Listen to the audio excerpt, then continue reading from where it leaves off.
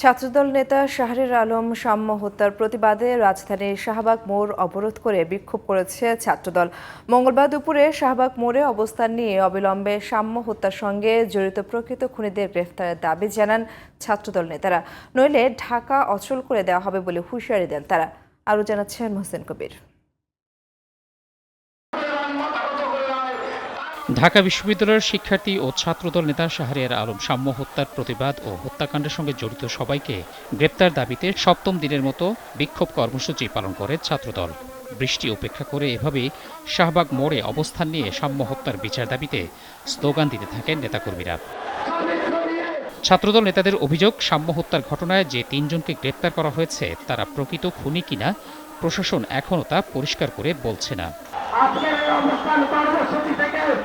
আমরা অনতিবিলম্বে এই সরকারকে দ্রুত আহ্বান জানাবো, শাহরিয়ার আলম সাম্যের হত্যাকারীদেরকে অতি দ্রুত সময়ের মধ্যে গ্রেপ্তার করতে হবে।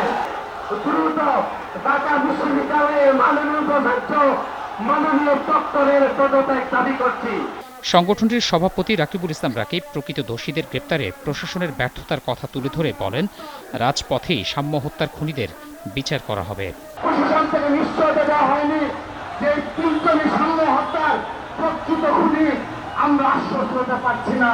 আমরা প্রশ্ন রাখতে চাই, এই তিনজন যদি প্রকৃত খুনি হয়ে থাকে, কেন 4 দিন দেরি করা হলো রিমান্ডে নিয়ে আসার জন্য? অবরোধের কারণে শাহবাগ এলাকায় যান চলাচল বন্ধ হয়ে যায়, ফলে চরম ভোগান্তিতে পড়েন যাত্রীরা। বিকেল 5:30টার দিকে শাহবাগ মোড় থেকে পদযাত্রা করে কেন্দ্রীয় শহীদ মিনারে গিয়ে কর্মসূচি শেষ করে ছাত্রদল। এদিকে সকালে এক সংবাদ সম্মেলনে সাম্য হত্যার ন্যায় বিচার নিশ্চিতে 2 দিনের আলটিমেটাম দিয়েছে ঢাকা বিশ্ববিদ্যালয়ের শিক্ষা ও গবেষণা ইনস্টিটিউটের 25তম ব্যাচের শিক্ষার্থীরা। বিচার নিশ্চিত না হলে স্বরাষ্ট্র মন্ত্রণালয়ে ঘেরাওয়ের ঘোষণা দেন তারা। মোহসেন কবির, জিটিভি নিউজ, ঢাকা।